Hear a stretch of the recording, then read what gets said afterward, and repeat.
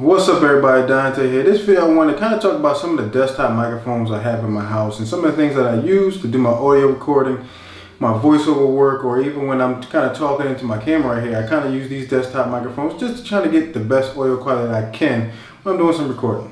First, I want to start off with the very first microphone I ever got. It was the Samsung Go microphone. Now, it's a little tiny microphone now. It's not a real big microphone.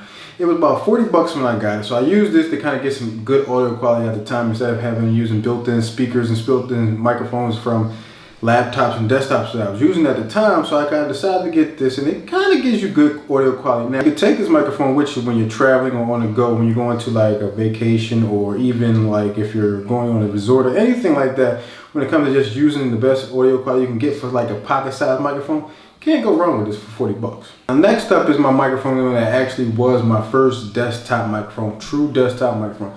It was my Samsung C03U. Now, when I got this microphone, it was just a microphone. Now, you had to get the shock mount and the stand with it, which ran you an extra 50 bucks altogether, because I believe the shock mount was 25 and the stand was 25 at the time. So it was like $150 for the whole thing. Now, this was like my true desktop microphone, and I loved it at the time. I loved the way it looked. It kind of felt like I was professional.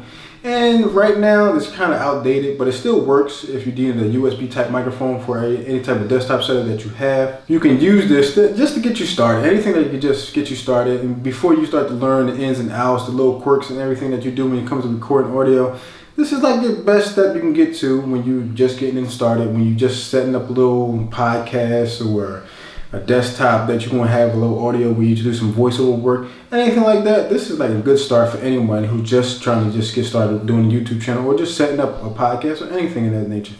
The next desktop microphone I was using at the time was the Blue Yeti Blackout Edition. Now, I love this microphone because when I got it, it was $150. Now, the best thing about it was it came with everything. It came with a stand, it came with everything that you needed to get started. All you had to do was plug in and play, which was the best thing ever, because some microphones, you have to get the stand, the shock mount in some cases, sometimes you don't. But this one, it came with everything. It came with a stand, came with the microphone, had the multi-port patterns, all that other stuff. So all you had to do was plug in the USB port, plug it into the computer, start recording. Can't go wrong with that. Now, this is what I definitely recommend for anyone who's trying to get any type of desktop microphone, because everything comes included. Got the stand, has a USB slot, it has multi-patterns where you can try to choose which kind of way you want to record your audio, like front to back, side to side, all around. All those type of things come with these microphones. I definitely recommend Blue Yeti microphones when it comes to getting your first desktop microphone.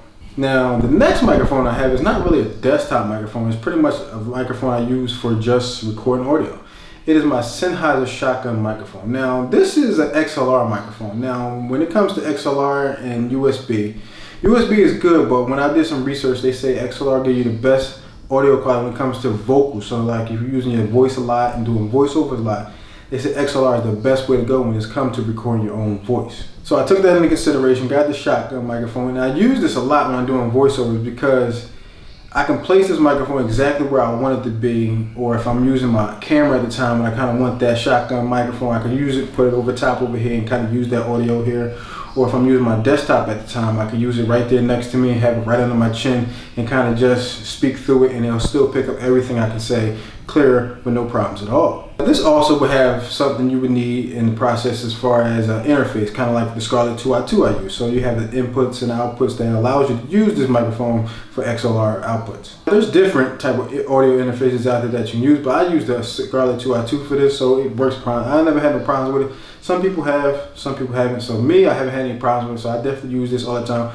I use this desktop microphone mostly all the time because this allows me to get the best audio quality when it comes to using my voice and record my voice. Last microphone on my list is the Samsung C01. Now, it's similar to the Samsung C03U, but this microphone is XLR, just like my previous one, the Sennheiser microphone, shotgun microphone that I have.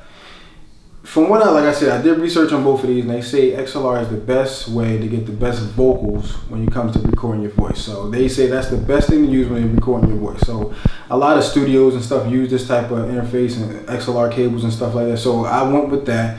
At the time, to replace the Samsung C03U, and I still use it from time to time, but I can use this on my shock mount that I have to kind of get the angle that I want to do, just in case if I might or even think about getting into a podcast or anything like that, or just doing like a live streaming show where we could just kind of be men, be women, kind of talk about anything we want to talk about at the time. So hopefully, you know, anybody can use these microphones down the line that if they want to get started with a desktop or anything that you want to just get their hands on as far as using a desktop microphone. Here's a list of things that I've used that work for me. They may not work for you, but it's a suggestion out there that you can use in the long run. Definitely, if you're trying to get into this YouTube thing big time, or anything you do, podcasts, recording like songs, anything like that, you definitely want to get into the business of getting a desktop microphone or any type of microphone that's just the best that works for you. You definitely do some research, look up some microphones that may suit your situation as you need.